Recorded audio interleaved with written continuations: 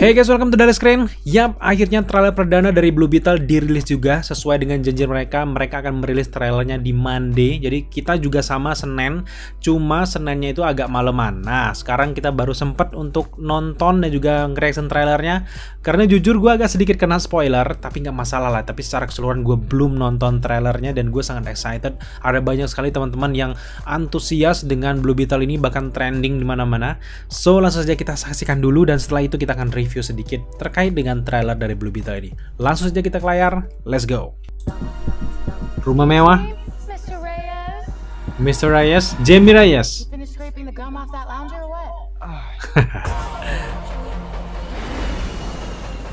I love Palmerah, Jakarta Barat dong ya.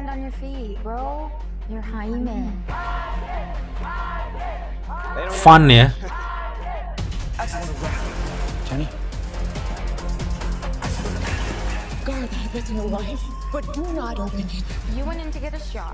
Big Billy Burger.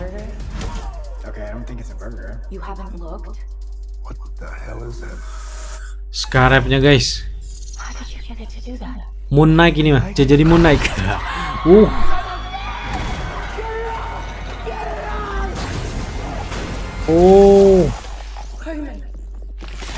Komik akurat.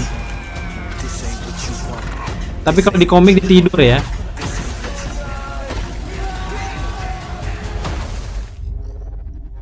Yellow Jacket.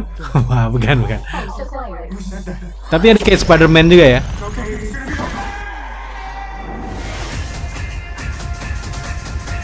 Man of Steel banget ini mah. Wow.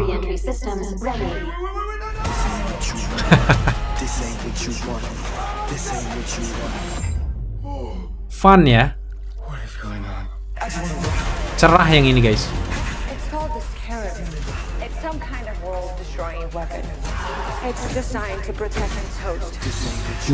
Desain untuk melindungi inangnya.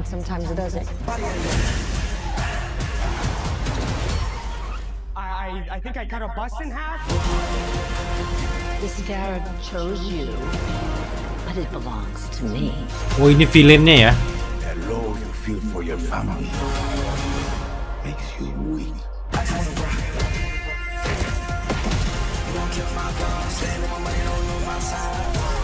Kumbang ya.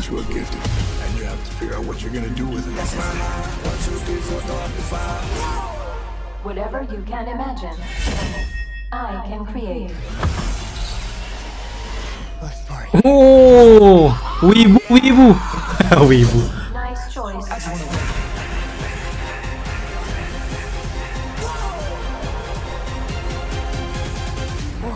It's like Batman stuff.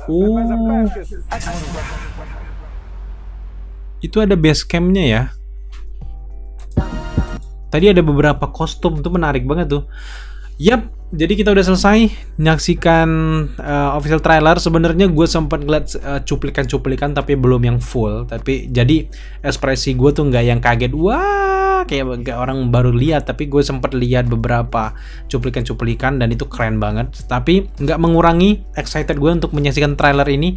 Blue Beetle, oh my god. Buat teman-teman yang udah nonton video kita sebelumnya yang asal usul Blue Beetle, itu gue benar-benar udah jelaskan sesingkat dan juga sejelas mungkin gimana gambaran dan juga sejarah Blue Beetle di DC Comics sejak 1935 berapa gitu, gue lupa. Dan di sini yang menariknya adalah ada beberapa improvisasi yang dibuat oleh sutradara juga penulis di sini, dimana kalau di dalam komiknya itu si Jamie Reyes nemuin si Scarab ini terjatuh, diambil, dibawa pulang, ditaruh di kamarnya gitu ya. Bangun-bangun ternyata Scarabnya udah di punggung, udah mencangkok dirinya gitu ya. Tapi kalau di sini kita lihat dia lebih ke dilihat oleh semua keluarganya, karena ini ceritanya dibuat kayak ala-ala Jamie ini punya kenalan di laboratorium gitu, dititipin barang, mereka penasaran dan buka si kotak burger tadi, dan akhirnya di situ si Scarabnya aktif memilih si Jamie Reyes ini sebagai inangnya, dan jadilah dia si robot ini guys. Jadi kalau gue lihat sih secara keseluruhan gambaran dari Blue Beetle ini ya, dari funnya, candaannya, gimana nada-nadanya, auranya, vibe-nya itu benar-benar Spider-Man banget gitu, Spider-Man MCU, Tom Holland gitu ya.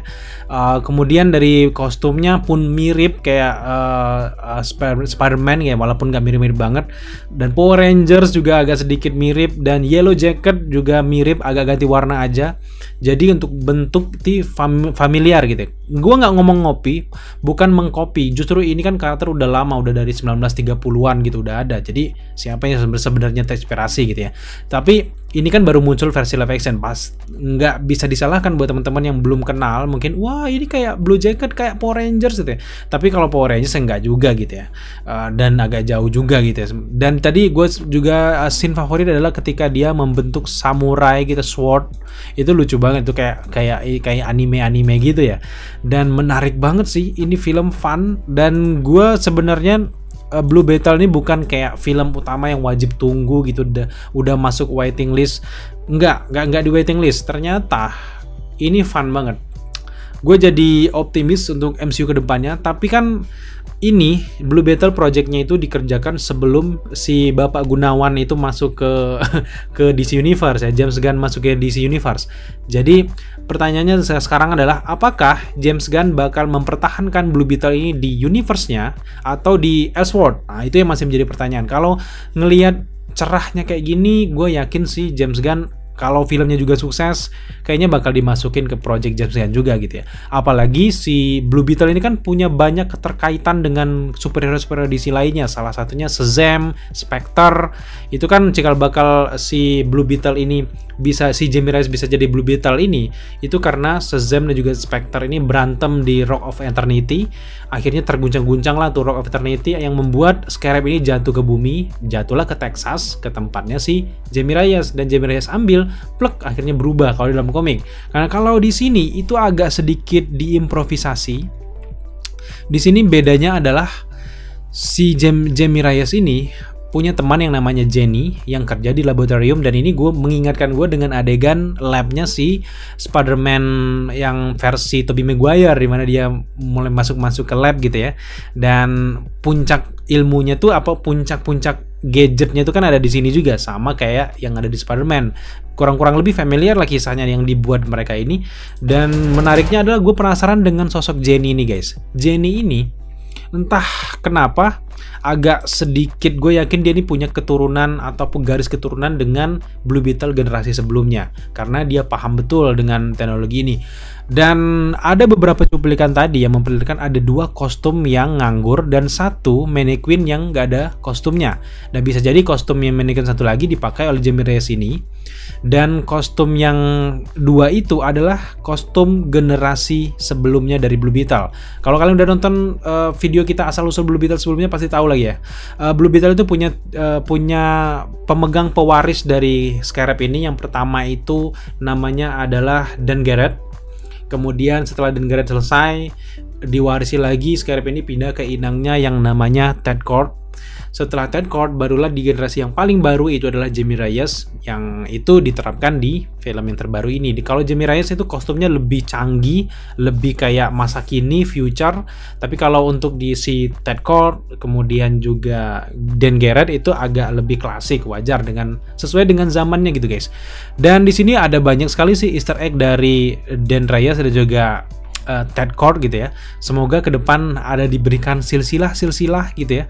Bahkan ini kan kita sempat karakter Blue Beetle ini berhubungan langsung dengan Booster Gold, di mana Booster Gold itu sudah masuk ke dalam project 10 tahunan dari James Gunn. Artinya kuat banget kemungkinan kalau James Gunn akan memasukkan project dari Blue Beetle ini ke project mereka, bukan di Elseworld. Gue yakin kayak gitu sih, dengan konsep fun yang kayak gini lah mungkin yang DC mau gitu ya. Dan gue sangat optimis bahwa apalagi kan James Gunn mengerjakan project series Peacemaker, di mana Blue Beetle ini sempat berguru dengan Peacemaker. Ada banyak sekali kesinambungan konektivitas karakter Blue Beetle ini dengan project-project yang sedang dikerjakan oleh James Gunn. Jadi kita optimis sih kayaknya Blue Beetle dengan ke nuansa yang fun kayak gini gue suka sih, karena berimbang gitu ya. Semoga ke depan ada ciri khas DC yang dark itu tetap nggak hilang, tapi tetap berimbang, ada juga yang fun. Jadi kayak lebih audiensnya tuh lebih luas guys. Kalian yang suka dengan gaya-gaya fun itu bisa nonton Blue Beetle, bisa nonton Shazam. Yang mungkin yang bisa agak sedikit dark bisa nonton Superman gitu. Kita lihat aja nanti. Dan sejauh ini sih itu first impression gue untuk Blue Beetle ini. Kedepan kita bakal breakdown karena ada banyak, mulut gue udah gatal untuk ngebahas beberapa detail-detail menarik yang sengaja ditaruh dari trailer ini. Nantikan breakdown kita di video selanjutnya. Thank you buat teman-teman sudah menyaksikan reaction dan juga sedikit review kita terkait dengan official trailer dari Blue Beetle ini. Jika kalian suka dengan konten seperti ini, jangan lupa dukung kita dengan cara subscribe, like, komen, dan share. Serta jangan lupa juga untuk nyalakan notifikasi agar kalian mengetahui apabila kita mengupload video setiap harinya. Thank you guys.